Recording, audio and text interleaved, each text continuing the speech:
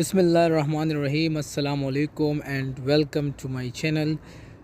आज हम शुरू करेंगे एंजाइटी से। और एंजाइटी स्पेक्ट्रम में जो हमारे पास पहली डिज़ीज़ आती है वो है जनरलाइज्ड एंजाइटी डिसऑर्डर। इसका नाम आप लोगों ने बहुत सुना होगा कि जनरलाइज्ड एंजाइटी डिसऑर्डर, लेकिन ये हम किस टाइप ऑफ एंजाइटी को जनरलाइज्ड एंजाइटी डिसऑर्डर कहते हैं, ये हम DSM-5 के मुताबिक इसको डिफ़ाइन करेंगे। तो अकॉर्डिंग टू DSM-5 हमारे पास जब एक्सेसिव वरीनेस हो regarding everyday events, for example कि आज मैंने हॉस्पिटल जाना है, हॉस्पिटल में मैंने बेड प्रेजेंट करना है, मैंने पेशेंट्स देखने हैं, या मेरे कोई फैमिली मेम्बर्स हैं उनके हेल्थ के रिगार्डिंग वरीनेस हो, और इसकी ड्यूरेशन जो हो, ये एक्सेसिव वरीनेस की ड्यूरेशन कम से कम 6 महीने होनी चाहिए। तो आम एंजाइटी और जनरलाइज्ड एंजाइटी डिसऑर्डर में फ़र्क ये है कि जनरलाइज्ड एंजाइटी डिसऑर्डर में वरीनेस जो है वो 6 मंथ के लिए डॉक्यूमेंटेड हो। आपको पेशेंट जो है वो 6 मंथ की या इससे ज़्यादा की हिस्ट्री दे।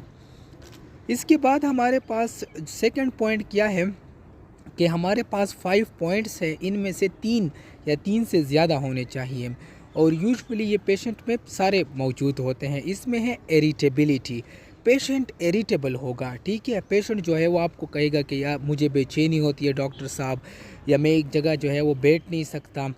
पुअर कंसंट्रेशन होगी, वो अपने डेली लाइफ पर फोकस नहीं कर सकेगा। अगर वो स्टडी करता है तो उसकी वो स्टडी ठीक तरीके से नहीं कर पाएगा। अगर वो जो है मैकेनिक है तो अपने मैकेनिक का वर्क सही तरीके से नहीं कर पाएगा। मसल फैटीग होगा, ठीक है, मसल पेन होगा, उसको इंसोम्निया होगा, decrease sleep, insomnia mean loss of sleep, या हाइपोसोम्निया डिक्रीज स्लीप, और रेस्टलेस होगा। इस तरह का पेशेंट जो होता है ये कभी बैठता है, कभी उठता है, कभी अपने टांगों को जो है एक दूसरे के ऊपर कर लेता है, ठीक है, बहुत ज़्यादा रेस्टलेस होता है। इसके बाद हमारे पास जो तकरीबन सारे साइकेट्रिक इलनेस में हम पढ़ते हैं कि क्लिनिकल सिग्निफिकेंट इम्पेयरमेंट इन सोशल, और एंजाइटी में सोशल कंपोनेंट बहुत ज़्यादा होता है। यानी ये जो है ये अपने जो इन्वायरमेंट है, अपने फ्रेंड्स हैं, उनके साथ ठीक तरीके से नहीं मिल सकता। ऑक्यूपेशनल, अगर कोई फॉर एग्ज़ाम्पल जो है वो नर्स है तो वो अपनी ड्यूटी नहीं कर पाएगा, और डेली लाइफ जो है मसलन गैदरिंग्स हो गए, फ्यूनरल्स हो गए, उसमें नहीं जा सकेगा।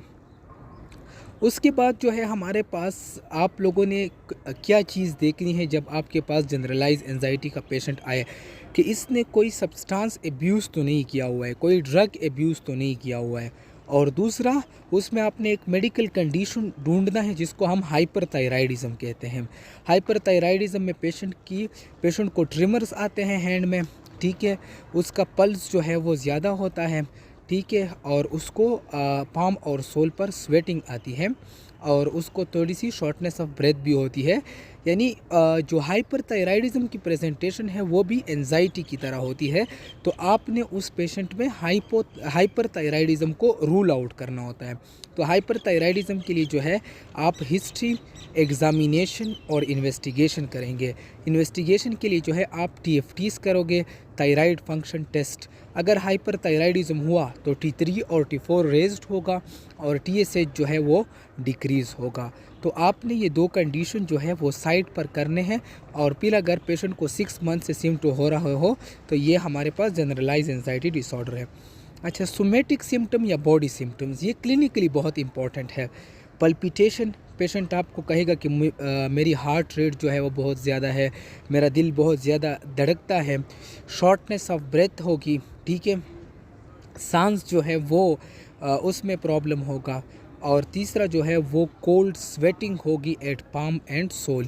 आप पेशेंट के पाम्स को देखेंगे तो वहाँ पर आपको स्वेटिंग होगी, और वो स्वेटिंग जो है वो कोल्ड स्वेटिंग होगी। तो ये 3 चीज़ें जो है ये आपने अपने पेशेंट में प्रैक्टिकली देखना है, ठीक है। पल्पिटेशन हो गया, शॉर्टनेस ऑफ ब्रेथ हो गया, cold sweating and palm and sole, और सॉरी एक मैं भूल गया हूँ वो है ट्रिमर्स, ठीक है।